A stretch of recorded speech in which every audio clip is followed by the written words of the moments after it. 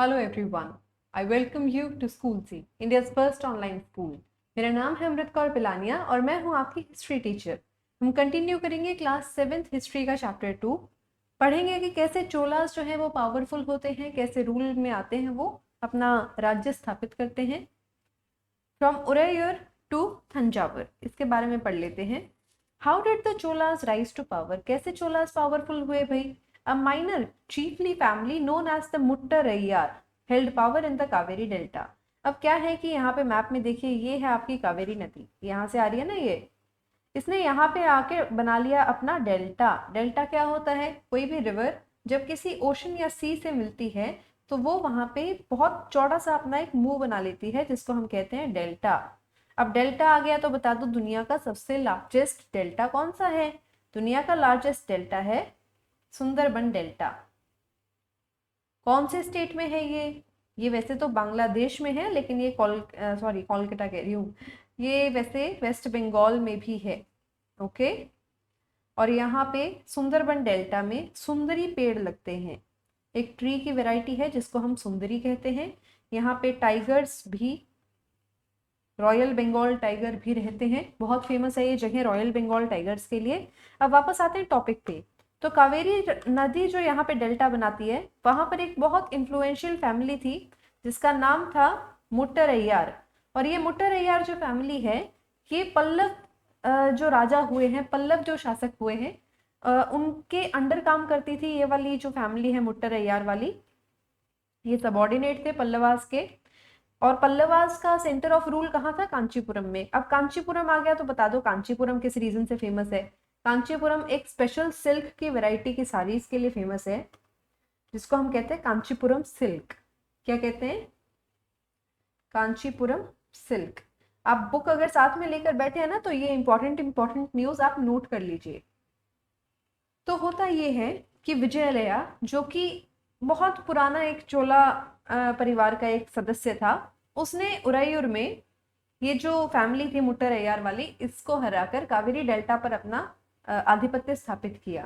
विजयलया, who belonged to the ancient chiefly family of Cholas from Urayur, captured the delta from the Muttarayyar in the middle of the 9th century, यानी आज से तकरीबन 1100 साल पहले विजयलया ने Kaveri delta में ये जो मुट्टरैयार फैमिली थी, इसको हराकर कावेरी डेल्टा पर अपना राज्य स्थापित किया। इसके बाद उसने एक थंजावर नाम की एक सिटी स्थापित की, एक थंजावर नाम की सिटी की स्थापना की। और वहीं पे उसने निशुम भाषुदिनी नाम की एक देवी का मंदिर भी बनवाया। अब आपके एग्जाम में क्वेश्चन आ सकता है कि जो विजयलया था उसने कौन सा टेम्पल बनवाया था? तो उसने निशुम भाषुदिनी नाम की एक देवी का टेम्पल बनवाया था। ठीक है। उसके बाद जो आने वाली पीढ़ियां थी, विजयलया के बाद जो पीढ़ियां आई, उन्होंने आसपास के इलाकों पर भी अपना रूल स्थापित किया। उन्होंने वॉर्स लड़ी, कैप्चर किया आसपास के लैंड्स को। और उनका जो किंगडम था, जो चोल वंश का जो राज्य था, वो साइज में एक्सपैंड करता चला गया। The Pandyan and the Pallava territories to the south and the north were made part of this kingdom. इन्होंने अपने आसपास जो दो इंपॉर्टेंट डायनेस्टीज थी, कौन सी? एक पांड्यास थी और एक पल्लवास थी। इनसे भी कुछ लैंड एरियाज छीन छीन कर अपना एरिया बहुत बड़ा बना लिया था साइज में।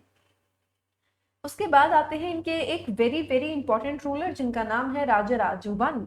ये मोस्ट पावरफुल चोला रूलर माने जाते हैं। अगर आपके एग्जाम में क्वेश्चन आता है who was the most powerful Chola ruler, आप क्या मार्क करेंगे? राजराज वन। लेकिन अगर आपके एग्जाम में क्वेश्चन आता who was the first Chola ruler, तो आप क्या मार्क करेंगे? विजयालया। क्या लिखेंगे आप? Vijayalaya. I hope it is visible and very much clear to you. ठीक है। तो राजाराज वन जो है वो सबसे ज्यादा शक्तिशाली चोल शासक माने जाते हैं, और वो 985 एडी में, यानी आज से तकरीबन 1000 सवा सौ साल, 1000 या फिर 1025 साल पहले ये पावर में आते हैं, शासक बनते हैं। और इन्होंने मैक्सिमम जो साउथ इंडिया का एरिया है उस पर अपना राज्य स्थापित कर लिया था। इन्होंने एडमिनिस्ट्रेशन को भी रीऑर्गेनाइज किया, यानी जो भी एडमिनिस्ट्रेशन में कमियां थी उनको रिमूव किया। और राजाराज वन का जो बेटा था, जिसका नाम था राजेंद्र वन, उन्होंने अपने पिताजी के द्वारा चलाई गई सभी अभियानों को कंटिन्यू रखा। उन्होंने गंगा वैली तक में, गंगा वैली कितना नॉर्थ में हो जाता है ना गंगा, आप मैप में देखो एक बार, ये आपका मैप है। यहाँ पे साउथ में तो था चोलास का रूल यहाँ पे। ठीक है। इन्होंने यहाँ से एक्सपैंड किया। ऐसे ही एक्सपैंड करते करते करते करते जो राजाराज वन थे, वो यहाँ नॉर्थ में इस पार्ट में जहां पे गंगा वैली है, यानी गंगा नदी जो फ्लो करती है, वहां तक भी इन्होंने आक्रमण किए हैं। Sri Lanka and countries of south east Asia developing a navy of this expedition. इसके अलावा जो राजा राजवन थे उन्होंने श्रीलंका पर भी अटैक किया, और साउथ ईस्ट एशिया के जो देश है, म्यांमार हो गया, लाओस हो गया, वियतनाम हो गया, इन देशों पर भी इन्होंने अटैक किया। Splendid temples and bronze sculptures. अब ये किस काम के लिए फेमस थे? चोलास जो है अपनी मूर्तिकारी वगैरह के लिए, अपनी टेम्पल बिल्डिंग के लिए बहुत ज्यादा प्रसिद्ध है। The big temple of Tanjavur and the Gangaikonda Cholapuram, built by Rajaraj and Rajendra, are architectural and sculptural marvels. ये ऐसी बिल्डिंग्स बनाकर गए हैं दो व्यक्ति, दो चोल शासक। कौन कौन? एक तो है हमारे राजराज वन और एक है हमारे राजेंद्र, जो उन्हीं के पुत्र थे। ये बाप बेटा ऐसी ऐसी बिल्डिंग्स डिजाइन करके गए हैं जो उस टाइम की टेक्नोलॉजी के हिसाब से टेक्निकली इम्पॉसिबल थी। उसके बाद भी इन्होंने ये बिल्डिंग्स बनाई हैं, और ये बिल्डिंग्स आज तक हमें वहां पे मंदिरों के रूप में देखने को मिलती है। ठीक है, इसके अलावा इन्होंने क्या क्या, एक बहुत बड़ा टेम्पल बनाया है तंजावर का, और एक टेम्पल इन्होंने बनाया है गंगाईकोंड चोलपुरम का। ओके, सो दो टेम्पल्स हो गए इनके। एक टेम्पल हो गया इनका कहाँ का? तंजावर का, और दूसरा हो गया इनका Gangaikonda Cholapuram. Chola temples often became the nuclei of settlement. Nuclei का मतलब क्या है? Centre point. सेंटर पॉइंट यानी कि चोलाज ने जो मंदिर बनवा दिए, उन मंदिरों के आसपास ही जनता ने आकर बसना शुरू कर दिया। एक तरीके से केंद्र बिंदु, एक शहर का केंद्र बिंदु होता था चोल शासकों के द्वारा बनाया गया मंदिर। दो these were centres of craft production. यही भी क्राफ्ट प्रोडक्शन होती थी, यानी कला का जो है डेवलपमेंट वो भी मंदिरों के आसपास से ही हुआ। Temples were also endowed with land by the rulers as well as by others. Temples को land grants भी मिलते थे, जमीन भी दान में मिलती थी, जिसको हम क्या कहते हैं? जिसको हम कहते हैं भूदान। वो भूदान किसने किया? राजाओं ने किया। वो भूदान और किसने किया? जो दूसरे अमीर लोग होते थे वो भी जमीन टेम्पल्स को दान कर देते थे। The produce of this land went into maintaining all the specialists who worked at the temples. इन जमीनों से जो इनको मंदिरों को दान में मिलती थी, वहां से जो भी अनाज आता था, जो भी टैक्स आता था, उस टैक्स को, उस अनाज को मंदिरों को मेंटेन करने के लिए यूज किया जाता था। ओके, और किस किस किन किन लोगों के लिए यूज किया जाता था ये पैसा? ये पैसा प्रीस्ट यानी जो ये पंडित होते हैं, पंडितों के लिए यूज होता था ये पैसा। गार्लैंड मेकर्स यानी जो फूलों की माला बनाते हैं। गार्लैंड का क्या मतलब होता है? फूलों की माला। अगर आपको नहीं पता है तो यहीं पे छोटे छोटे वर्ड्स में आप लिख लीजिए। ठीक है, इसके अलावा कुक्स को पैसा देने के लिए, स्वीपर्स यानी सफाई वाले जो होते हैं, म्यूजिशियंस एंड डांसर्स यानी कि गाने वाले और नाचने वाले जो होते हैं। In other words, temples were not only places of worship, they were the hub of economic, social and cultural life as well. उस जमाने के हिसाब से एक सेंटर जो था शहर का, जहाँ पे इकोनॉमिक एक्टिविटीज भी होती थी, यानी कि सामान का खरीदारी और बिकना होता था। आर्ट एंड क्राफ्ट्स वाले अपनी मूर्तियां बेचते थे, गार्लैंड मेकर्स अपनी फूलों की मालाएं बेचते थे। इसके अलावा वहाँ पे सोशल लाइफ भी होती थी, यानी लोग डेली सुबह शाम अगर मंदिर आएंगे तो वहाँ पे आपस में इंटरेक्ट करेंगे, वो उनकी सोशल लाइफ है। एंड थर्डली यहाँ पे कल्चरल एक्सचेंज भी होता था, क्योंकि यहाँ पे सिंगर्स हैं, यहाँ पे डांसर्स हैं, यहाँ पे प्रीस्ट हैं जो संस्कृत में मंत्र पढ़ेंगे, आप सुनेंगे उन चीज़ों को। इस तरीके से वहाँ पे कल्चरल एक्सचेंज भी होता था। तो मंदिर सिर्फ एक पूजा का स्थान नहीं था, मंदिर एक ऐसा स्थान था जहाँ पे कल्चरल एक्सचेंजेस भी हो रहे हैं, सोशल लाइफ भी हो रही है लोगों की, और इकोनॉमिक एक्टिविटीज भी हो रही है वहाँ पे। सो मंदिरों में देखिए कितने ज्यादा काम होते थे, इसीलिए मंदिर बहुत ज्यादा इंपॉर्टेंट होते थे। और जब भी किन्हीं दो राजाओं की लड़ाई होती थी तो वो आपस में सबसे पहले एक दूसरे के मंदिरों पे अटैक करते थे। Amongst the crafts associated with temples, the making of bronze images was the most distinctive. अब जो जिस भी तरह की कला इन टेम्पल्स के आसपास या पूरे चोल शासन में प्रैक्टिस की जाती थी, उसमें से सबसे इंपॉर्टेंट है ब्रोंज मेटल की मूर्तिकारी, यानी मूर्तियां जो ब्रोंज मेटल से बनाई जाती थी। Chola bronze images are considered among the finest in the world. दुनिया में सबसे बेहतरीन कला मानी जाती है चोलों के द्वारा बनाई गई। ये जो हम इसकी बात करते हैं ना, ब्रॉन्ज की मूर्तियों की बात करते हैं। While most images were of deities, some times images were made of devotees as well. बहुत बार, in fact most of the time, ज्यादातर 90-95% टाइम जो भी मूर्तियां बनाई गई हैं वो भगवानों की बनाई गई हैं, यानी देवी देवताओं की बनाई गई हैं। लेकिन कभी कभी भक्तों की मूर्तियां भी बनाई जाती थी, छोटी छोटी इमेजेस बनाई जाती थी उनकी। अब बात करेंगे एग्रीकल्चर एंड इरिगेशन की। हाँ जी, तो एग्रीकल्चर और इरिगेशन, इन दो चीजों के बारे में बात कर लेते हैं। Many of the achievement of Cholas were made possible through new developments in agriculture. Cholas इतने ज्यादा सक्सेसफुल क्यों हुए, इतनी अचीवमेंट्स क्यों कर ली उन्होंने? क्योंकि वो रेगुलरली एग्रीकल्चर यानी खेती बाड़ी में डेवलपमेंट करते रहते थे। अब खेती बाड़ी में डेवलपमेंट कैसे होगा? उस टाइम पे high yielding variety of seeds तो नहीं थी। उस टाइम पे पानी अगर आप अच्छे से क्रॉप्स को प्रोवाइड कर पा रहे हैं तो आपकी क्रॉप बहुत ज्यादा अच्छी वैसे ही हो जाएगी। ठीक है, सो अपने को क्या किस चीज पे ध्यान देना है? चोलास को किस चीज पे ध्यान देना था? पौधों को या फिर फसल को पानी प्रोवाइड करवाने में, यानी इरिगेशन पे। Notice that the river Kaveri branches off into several small channels before emptying into the Bay of Bengal. अब देखिए मैप में आपको कावेरी नदी किस तरह से दिखाई देगी। कावेरी नदी आपको इस तरीके से बहती हुई नजर आएगी। यहाँ पे मान लीजिए ये हमारा क्या कोस्ट है, ईस्टर्न कोस्ट है, और कोस्ट के पास आते ही कावेरी नदी कई सारी पतली पतली चैनल्स में डिवाइड हो जाएगी ऐसे। ठीक है, इसी चीज को तो हम डेल्टा कहते हैं, मैंने आपको पहले भी बताया था, this is what is called delta. तो यहाँ पे अब क्या होगा वो देख लेते हैं। ये जो चैनल्स थे, यहाँ पे जनरली ओवरफ्लो होते रहते थे ये चैनल्स, यानी इनमें थोड़ी छोटी छोटी मोटी बाढ़ आती रहती थी, और उसकी वजह से ये जो पूरा एरिया था ये हाईली फर्टाइल था। हाईली फर्टाइल, क्योंकि नदी में जब बाढ़ आती है ना बेटा, तो नदी में जब बाढ़ आती है तो नदी की जो चिकनी मिट्टी होती है, रेती कंकड़ वगैरह होते हैं, वो बहुत फर्टाइल होते हैं, उसमें बहुत अच्छी फसल उग सकती है। और जब नदी में बाढ़ आती है तो वो जो नदी है वो ये सारी चीजें अपने आसपास के इलाकों में ट्रांसफर कर देती है, डिपॉजिट कर देती है। Water from the channels also provide the necessary moisture for agriculture, particularly the cultivation of rice. ये जो चैनल्स का वाटर है, इन पतली पतली रिवर्स का जो वाटर है, ये राइस को बहुत अच्छे से नर्चर कर सकता है। सो बहुत अच्छी क्वालिटी का राइस उग सकता है कहाँ पे? जहाँ पे पतली पतली नदियों की स्ट्रीम्स आ रही हैं, ठीक है, धाराएं आ रही हैं।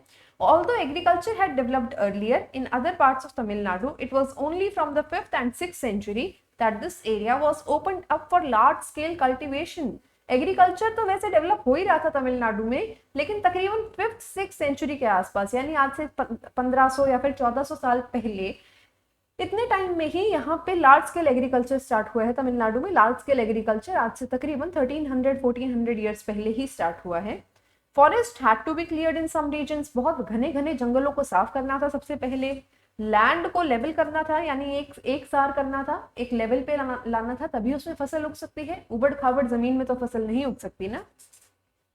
Embankments had to be built to prevent flooding of canals, to prevent flooding, यानी नदियों के आसपास थोड़े मतलब ऐसे बाउंड्री से बनानी बहुत जरूरी थी ताकि बार बार बाढ़ ना आए। इसके अलावा canals had to be constructed, यानी नालियां बनानी थी अपने को, ताकि जो पानी है वो फील्ड्स तक यानी खेतों तक पहुंच पाए। बहुत सारे एरियाज में 2 या 2 से ज्यादा क्रॉप्स भी उगाई जाती थी, क्योंकि पानी बहुत इजीली अवेलेबल था कावेरी नदी के आसपास। In many cases, it was necessary to water crops artificially. बहुत सारी ऐसी फसलें हैं जैसे कि राइस हो गया, व्हीट हो गया, जहाँ पे हमें उन्हें आर्टिफिशियली पानी प्रोवाइड करना बहुत जरूरी हो जाता है, अदरवाइज वो क्रॉप्स सर्वाइव नहीं करेंगी, ग्रो नहीं करेंगी। A variety of methods were used for irrigation, अब इरिगेशन ही तो है ना ये पानी पिलाना उनको। सो ये आर्टिफिशियली जो पानी प्रोवाइड हम करवा रहे हैं आएगा कहाँ से? सबसे पहले कुछ जगहों पे तो टैंक्स, यानी कि बड़े बड़े टैंक्स जो कह लो आप, कि बड़े बड़े रेजर्वायर, एक स्टोर हाउस वाटर का वो बनाए गए, ठीक है, रेन वाटर को कलेक्ट करने के लिए। कहीं कहीं पे बहुत सारी जगहों पे कुएं खोदे गए पानी को निकालने के लिए। Remember that irrigation work requires planning, organising, labour and resources, maintaining these works and deciding on how water is to be shared. Irrigation एक ऐसा ही छोटा मोटा कोई काम नहीं है जो आप और मैं सोचते हैं कि हाँ एक दिन में हो जाएगा।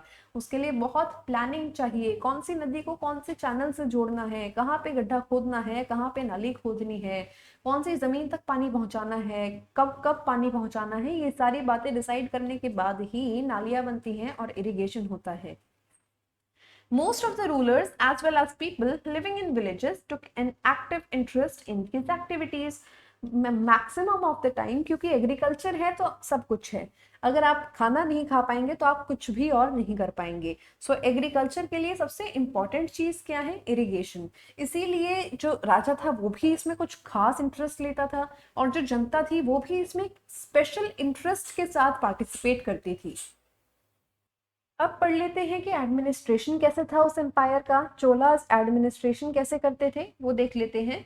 तो देखिए क्या है, एडमिनिस्ट्रेशन को ऑर्गेनाइज कैसे किया गया था। जो किसान थे उनके जो कुछ किसानों का जो एक समूह था उसको हम कह देते थे उर। कुछ किसान जहाँ एक साथ रहते थे उस एरिया को हम कह देते थे उर।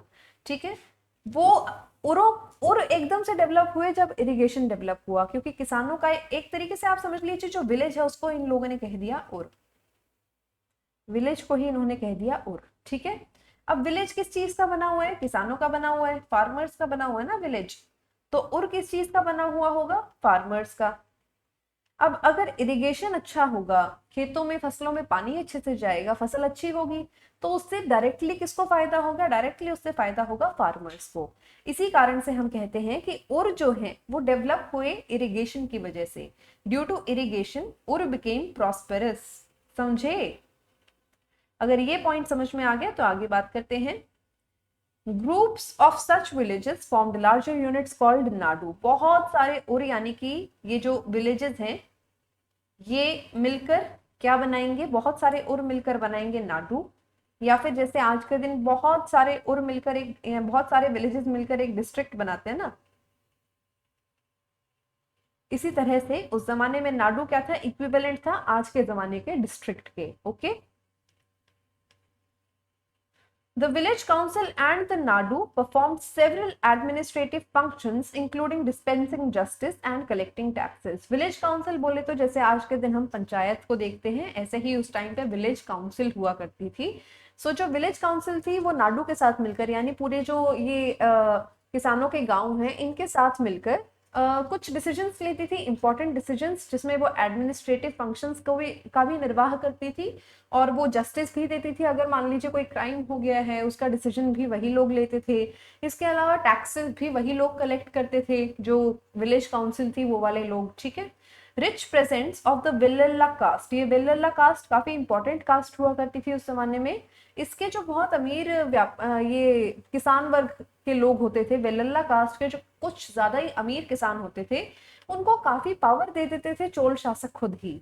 ठीक है, ताकि वो नाडू यानी कि जो एक पेजेंट्स के जो कुछ गांव का समूह है, यानी किसानों के जो कुछ गांव है उनका जो एक समूह था नाडू, उसके ऊपर अपनी पावर एक्सरसाइज कर सके, लेकिन चोल गवर्नमेंट के अंडर रहकर ही। ठीक है, the Chola kings gave some rich land owners titles like Muvendavelan, a villain or peasant serving three kings, a rayar or chief, as markers of respect and entrusted them with important offices of state and the center. इसके अलावा जो कुछ बहुत खास हो जाते थे government के, कुछ ज़्यादा ही खास किसान, बहुत अमीर किसान हो जाते थे जो गवर्नमेंट के काफ़ी क्लोज होते थे, उनको जो चोला रूलर था वो कुछ स्पेशल डिस्टिंक्ट नाम दे देता था। जैसे कि किसी को वो मुवेंदलम, सॉरी मुवेंदा वेलन एक टाइटल दे देता था, जिसका मतलब होता है एक ऐसा वेलन या फिर एक ऐसा किसान जो 3 राजाओं को सर्व करता है। इसके अलावा कुछों को वो टाइटल देते थे अरैयार का। अरैयार का मतलब होता है चीफ। तो कहने का मतलब इनको बाकी किसानों से अलग करने के लिए, बाकी किसानों को ये बताने के लिए कि भाई हाँ इस पर्टिकुलर किसान की पावर तुम लोगों से ज्यादा है, इसीलिए उस पर्टिकुलर किसान को कुछ एक आधा टाइटल दे दिया जाता था। समझे आप? जैसे क्लास में किसी एक को मॉनिटर डिक्लेयर कर देते हैं ना, तो बाकी की पूरी क्लास को पता चल जाता है कि हाँ इसकी बात हमने माननी है। ठीक है, इसी तरह से वो जो विलेजेस थे उसमें जो किसान थे, उन किसानों में से किसी एक दो किसान को, इंपॉर्टेंट जो अमीर किसान होते थे, जो अमीर किसान होते थे उनको क्या किया जाता था? उनको कुछ स्पेशल टाइटल दे दिए जाते थे। इसके अलावा उनको कुछ एक्स्ट्रा रिस्पॉन्सिबिलिटीज भी मिलती थी राजा की तरफ से। सो इस तरह से चोलास का एडमिनिस्ट्रेशन चलता था। अगले जो आपकी क्लास होगी उसमें हम टाइप्स ऑफ लैंड वगैरह पढ़ेंगे और थोड़ा सा और पढ़ेंगे इनके एडमिनिस्ट्रेशन के बारे में। थोड़ी 1-2 पॉइंट्स अगर रह गए होंगे तो वो हम नेक्स्ट क्लास में डिस्कस करेंगे। सो इस क्लास में बस इतना ही। This class was presented to you by school C, India's first online school. मेरा नाम है अमृत कौर पिलानिया। हम मिलेंगे अगली क्लास में, तब तक के लिए आप अपना और अपनी फैमिली का ध्यान रखिए और कोरोना से बचे रहिए, पढ़ाई करते रहिए। Okay, and thank you and bye bye.